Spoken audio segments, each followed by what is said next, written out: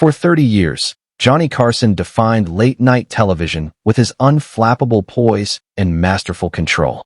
Through over 4,500 episodes and 22,000 guests, Carson maintained a calm, professional demeanor that became his trademark. No matter what happened, awkward moments, failed jokes, or difficult celebrities, Carson never lost his composure on air. Except once. On a seemingly ordinary night in 1975, one of America's most celebrated literary figures appeared on The Tonight Show in a condition so shocking that it didn't just derail an interview. It nearly ended Carson's legendary career. "I've never seen Johnny that upset, before or after," revealed a former NBC executive who witnessed the aftermath of what many consider the most disastrous interview in the show's history. He wasn't just angry about a bad segment. He was questioning everything: his control over the show, the network support, whether he even wanted to continue in television. It was the closest he ever came to walking away. The full, uncensored story of this catastrophic interview, which Carson himself ordered destroyed, centers on Truman Capote's final Tonight Show appearance. The night television's most unshakable host reached his breaking point. By the summer of 1975, Truman Capote was one of America's most recognized authors. His masterwork in Cold Blood had revolutionized literary journalism, while earlier novels like Breakfast at Tiffany's had been adapted into Hollywood classics. His distinctive voice, eccentric persona, and razor-sharp wit had made him more than a literary figure. He was a celebrity, a talk show staple whose gossip and stories about the rich and famous reliably entertained audiences. Capote had appeared on Carson's show many times before, charming audiences with anecdotes and literary insights delivered in his high-pitched Southern drawl. Carson respected him as a writer and considered him a guest who elevated the program's cultural credibility while still being entertaining. Their previous conversations had gone smoothly, blending intellect with showbiz sparkle. But on the night of his final appearance, everything was different. The alarm bells began ringing the moment Capote arrived at the NBC studios. By then, he was battling severe alcohol and substance abuse issues, and it showed. Slurring, unsteady on his feet, and behaving erratically, he could barely walk to the green room. His handler, I think it was his lawyer, was basically holding him upright, recalled a production assistant. The talent coordinator immediately warned the executive producer, "We can't put him on air like this." But no one wanted to cancel a Capote segment at the last minute.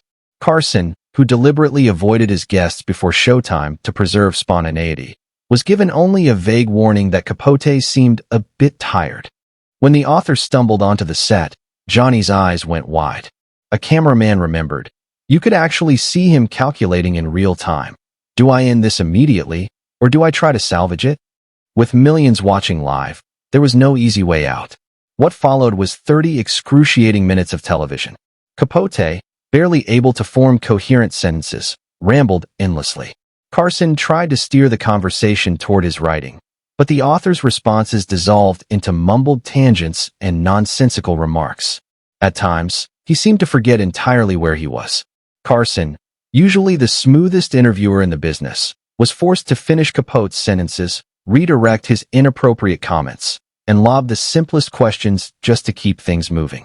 It was like watching a master juggler trying to keep broken plates in the air, said one writer who was backstage that night.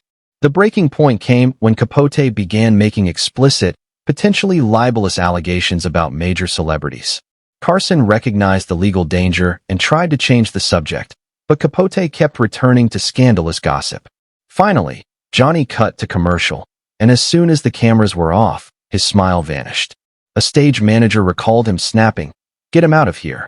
Now, during the break, Carson did something he almost never did.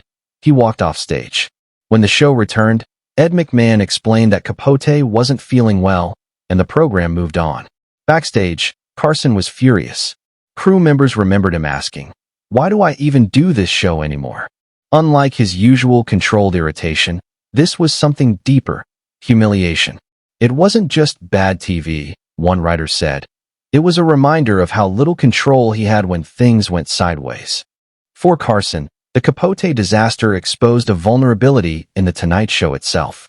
In private, he told close associates that the incident made him question the entire guest screening process. "If we can't prevent something like this, what's the point of all our preparation?" he asked. He even considered quitting the show entirely.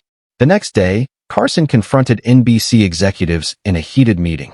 He demanded greater control over guest selection and pre-screening, threatening to walk if the network didn't guarantee such a fiasco would never happen again. Johnny rarely made threats, an NBC executive recalled. He didn't need to.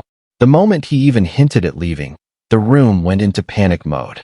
NBC quickly caved, giving Carson's team sweeping authority to cancel segments if guests weren't up to standard. It was a turning point that reshaped The Tonight Show. As for Capote, the incident effectively ended his relationship with Carson. While not formally banned, he was never invited back. Carson, who usually forgave nervous or underperforming guests, saw this as something different: disrespect.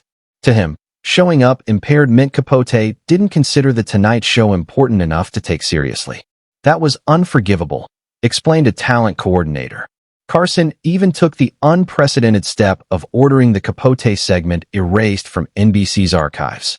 Johnny wanted no record of that night to exist, confirmed a former archivist. Unlike other bloopers, this one cut too deep. It wasn't just Capote who looked bad, it reflected poorly on the show itself. In later years, Carson occasionally invoked the Capote incident as a cautionary tale. When difficult celebrities were suggested as guests, he would ask, "Are we looking at another Capote situation?" And that question alone often shut down the booking. The disaster also marked a pivotal moment in Capote's career. A literary critic observed, that Tonight Show appearance was the beginning of the end. Before, his substance issues were quirky and tolerated. After, he was seen as troubled, unprofessional, and unsafe for live television. Capote's decline accelerated, while Carson used the crisis to solidify his power at NBC. Ironically, while Carson insisted all official copies be destroyed, rumors persist that at least one private recording survived.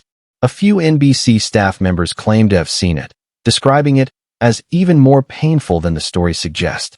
But no verified copy has ever surfaced, a testament to Carson's determination to erase the darkest night of his career. The near-catastrophic interview reveals a side of Johnny Carson few ever saw, a perfectionist deeply protective of his craft. Behind the warm smile and calm exterior was a man who knew how fragile live television could be. For Carson, the Capote disaster wasn't just embarrassing. It struck at the heart of his bond with the audience.